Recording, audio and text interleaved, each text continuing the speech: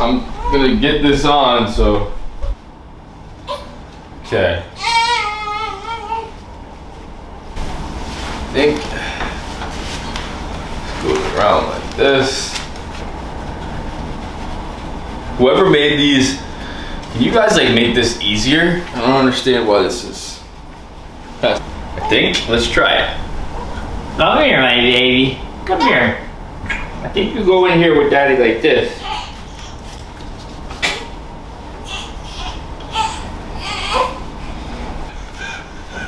Oh my God. Okay. I think we got it. I think we got it. I think we got it. You're against daddy. Daddy can work. Okay, I think we're good to go. See how this goes. See if I can do the video with Peyton here on me, which should be fine. I think she might fall asleep, honestly. So I've got like 46 ounces of ground beef, 2 sunny side up eggs, and I have the rice underneath. So I'll do ketchup as like a little flavoring. And then what I'll do is I'll cut up half of this. But what I'm gonna do is eat this, and then I'm gonna break down how I structure my macros, and maybe this will help you and you can kind of use this format. And I'll talk more about that in a second. And then I usually drink this.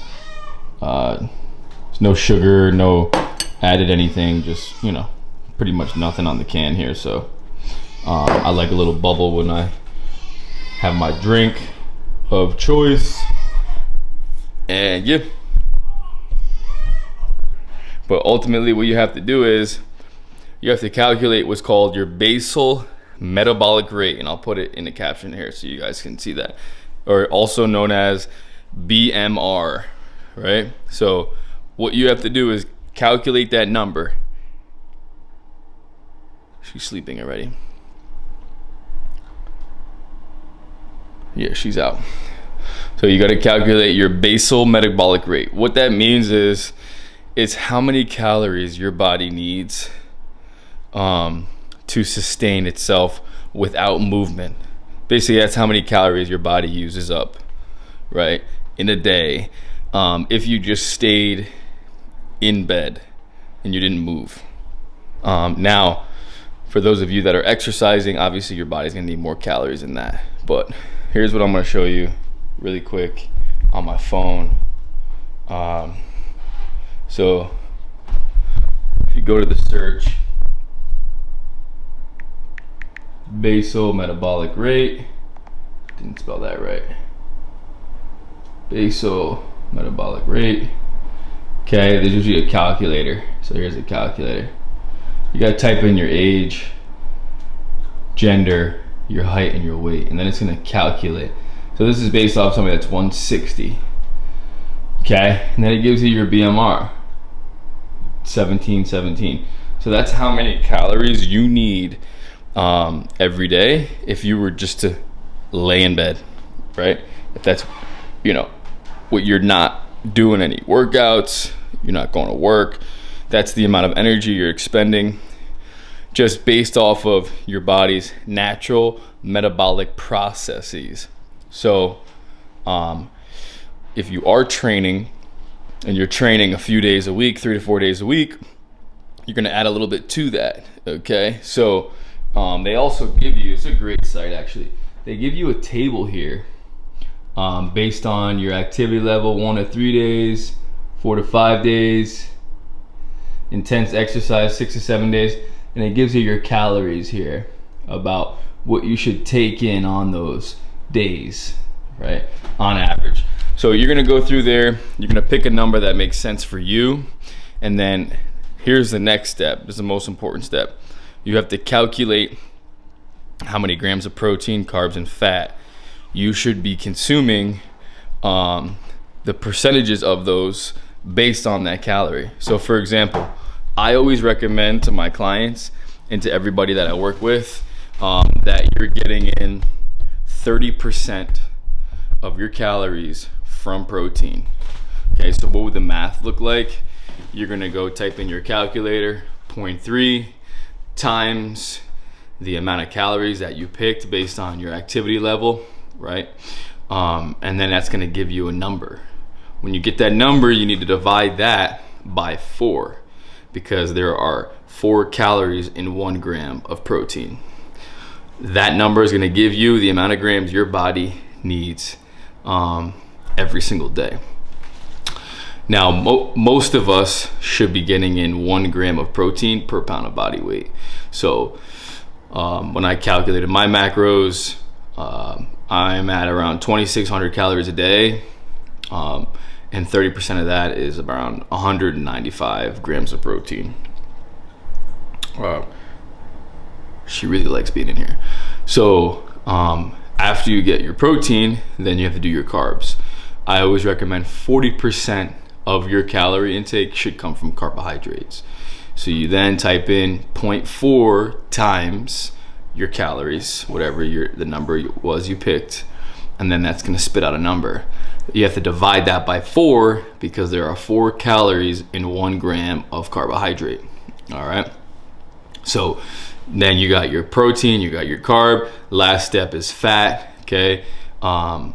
What's left over? You did 70% already. Now you got 30% left. So 30% of your calories should come from fat. So you do 0.3 times that number again. Then it's going to give you the number.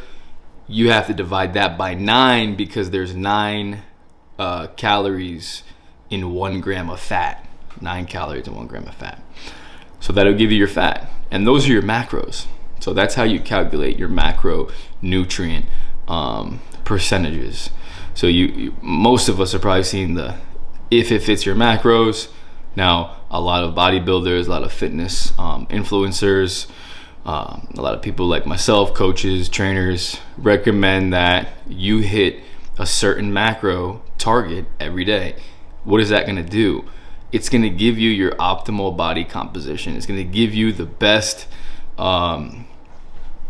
looking physique for you, right? Based on your height and your weight and your activity level. If you are exceeding the calories that that number says, that means you're probably going to put on weight. You're going to be in a surplus, right? Or if you're not getting enough and you're in a deficit, you're not going to build muscle, right? You're not going to have energy. You're not going to feel good. So that's where these numbers come in. Now, again, can you change them? Yes, you can. Say you do that number for 4 weeks and you're like, I want to just tighten up a little bit more. Then you drop your calories a little bit. And what do? You play with the percentages. I would always recommend stay around 30% for protein, but you can make fat higher and drop your carbs. So instead of being at 40% carbs, you're at 30% carbs. Instead of at 30% fat, you're at 40% fat. So you're just changing, you're playing with the numbers. It's kind of a fun experiment. Now, I had a good question yesterday from one of my players. He said, Coach, how do I know, how much my food is, like how many grams of protein this is? He said the best way, the most accurate way is you have to get a food scale, right? So you get the food scale, then you can literally measure out your food, right? You can literally, you're getting the exact amount of food. So you get the scale, you put the bowl on. Mine's coming in tomorrow. So what I'll do is I'll add in, I'll show you guys a video just on how to weigh your food.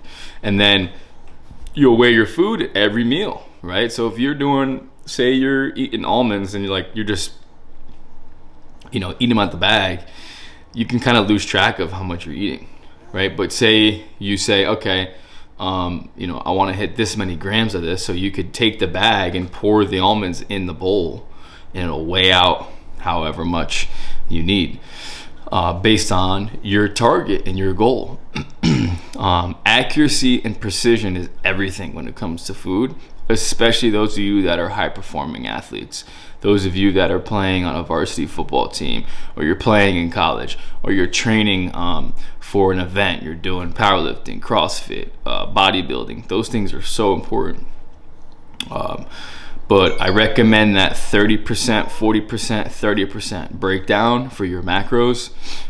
Again, the first step, you have to calculate your basal metabolic rate. right? And then you got to add a little bit extra based on your activity level. And then from there, you calculate your percentage. The key with all of this, I know it's a little like, wow, it's a lot of information. The key with all of this is consistency, right? So if you're being inconsistent and one day you track, the next day you fast, the following day you eat 6 meals, you're not going to get anywhere because you're not being consistent. You're not doing something routinely and doing the same thing over and over again, right? If you're lacking discipline, you're not going to get where you want to be, right? If you're lacking consistency, you're not going to get the results you want. Some of my clients, hey, so well, how come I not feeling? Well, listen, you're not in here every week. I'm not seeing you two to 3 times a week. Like, you're not being consistent. Okay. If you're being consistent and you're not getting results, then that's on me. That's my fault. Well, I got to do something different, right?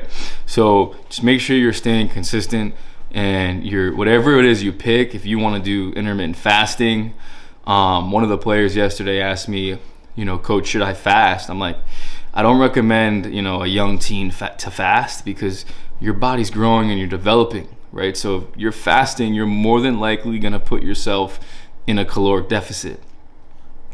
And if you're looking, to grow and to build and to improve your strength and your size as an athlete, it's going to be tough for you to do that by fasting. Now, for us adults, fasting is a great tool. It's a great tool for us. This one loves sleeping right here. She feels great. I might as well just start using this more often. What are you saying in here? I'm gonna show everybody what you're doing.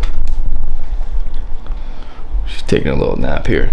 So I hope this was helpful for you. Again, consistency is everything. Consistency is gonna get you to where you want to be in life, period. Without it, it's not possible, right? Nothing worth achieving, right, is gonna be able to be achieved without consistency. So consistency is key.